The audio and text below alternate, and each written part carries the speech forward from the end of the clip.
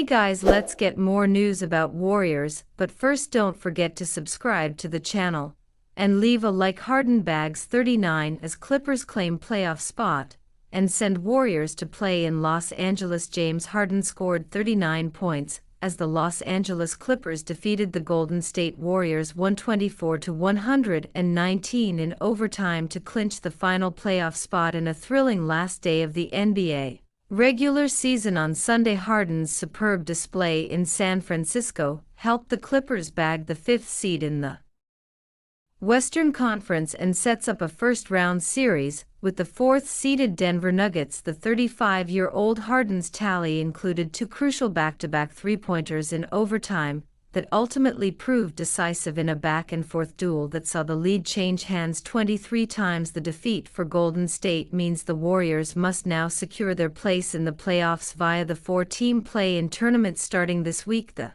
Warriors host the Memphis Grizzlies on Tuesday. Harden, meanwhile, praised the Clippers' composure in closing out the victory in front of the Warriors' vociferous home support. "We knew it was going to be a hostile environment, and the main goal was just to win the game," Harden told ESPN. "Whether it's scoring, whether it's playmaking, it's whatever it takes at this point." The win was the Clippers' 8th straight victory to close out the regular season, ensuring they will enter the playoffs as the hottest in the Western Conference after a campaign where few gave them much hope. "We know we're a good team, and we're excited to show the world that we're a good team," Harden said. Harden was backed up by 33 points from Kawhi Leonard, while Ivica Zubac added 22. Stephen Curry led Golden State scoring with 36 points, while Jimmy Butler added 30 in other games on Sunday. Denver clinched the 4th seed in the West with a 126-111 victory over the 2nd-seeded Houston Rockets. The Minnesota Timberwolves grabbed 6th place in the West, the final automatic playoff berth, with a 116-105 defeat of the Utah Jazz. The win means the Timberwolves will face the 3rd-seeded Los Angeles Lakers in the first round of the playoffs. Steve Kerr makes shock Jonathan Kuminga decision in Warriors season finale v Clippers in what's sure to be a growing storyline. Post-game head coach Steve Kerr has seemingly benched young forward Jonathan Kuminga for the Golden State Warriors' crucial regular season finale at Chase Center on Sunday afternoon, with a win necessary to secure a top 6 spot. Otherwise, the play-in tournament beckons. Kerr has made the shock call to sit the former 7th overall pick after a less-than-ideal return from a long-term ankle sprain, having started the usual starting lineup of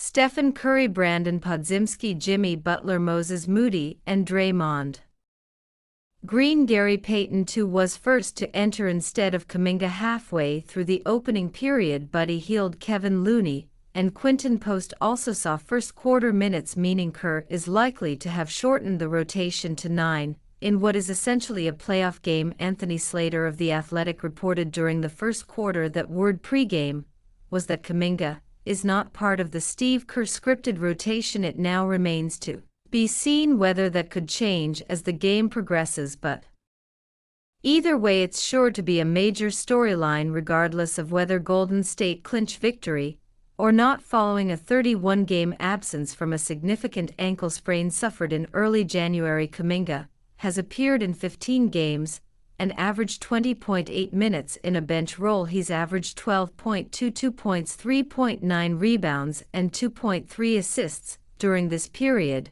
but has shot just 44.1% from the floor and a paltry 17.1% from three-point range. The ankle injury came at the worst possible time for Kuminga, who had been in career-best form over the previous 5 or 6 games, yet the 22-year-old has since struggled to reintegrate to a new team that now features a legitimate second star in Jimmy Butler. Golden State have a decision to make on Kuminga as a restricted free agent in the offseason, with this decision from Kerr not doing much to suggest the franchise sees a long-term future for the young forward in the Bay. There's long been speculation that Kuminga could command a deal in excess of $25 million per year, but it will be fascinating to see how prospective teams may view this decision and therefore adjust the entire market value. Kuminga has appeared in 258 games for the Warriors since being drafted in 2021. He won a championship with the franchise in his rookie year and holds career averages of 12.5 points, 4.0 rebounds, and 1.8 assists on 50.7% shooting. With a decision on his Golden State Warriors' future needing to be made in the next few months, Jonathan Kuminga is struggling to generate much momentum.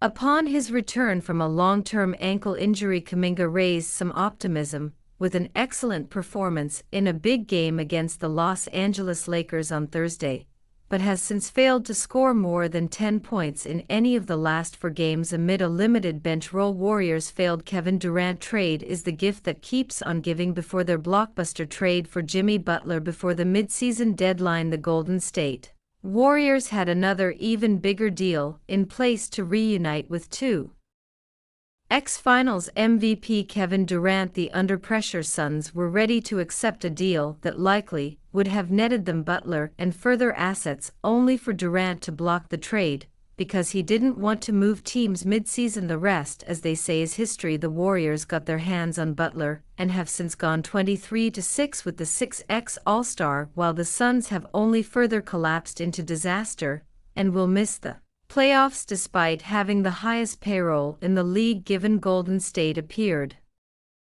incredibly desperate just before the deadline, it's ironic that Durant's decision not to rejoin them has worked out incredibly well. It's also bound to get worse from a Suns perspective, meaning it's the failed trade that keeps on giving from a Warrior perspective. Instead of potentially giving up multiple first-round picks and a young player or 2 for Durant, Golden State gave up what's bound to be one solitary pick outside the lottery and retained all their youth. On the other hand, Phoenix missed an opportunity to get close to full value for Durant and may now have to settle for under simply to ensure they get some flexibility for their roster. That's the opinion of ESPN's Brian Windhorst. As the Suns prepare for a huge offseason ahead, it could be that the Suns have to look at making a trade where flexibility is their number one priority, not necessarily because they want that to be the number one priority, but because their way out of this is to be able to change and be flexible with the roster. Winder said on the Hoop Collective podcast, the other issue for the Suns is that come the off-season, Durant will be on an expiring contract and therefore have considerable say in where he ends up. No team is going to give up considerable assets if it's only a 12-month rental, which is exactly why we aren't seeing Durant in a Warrior jersey right now. It could become problematic if Durant joins a close Western Conference rival, but otherwise this whole situation benefits them because the Suns are on the precipice of blowing it up for a team who Golden State see 4 times in a season and who have made the playoff in each of the last 4 years. That's an important deal. Now the question is whether the Warriors themselves revisit trade discussions for Durant, though that would appear unlikely given just how good Butler has been over the last 2 months. And what do you think about Kevin Durant's situation? Write to us in the comments.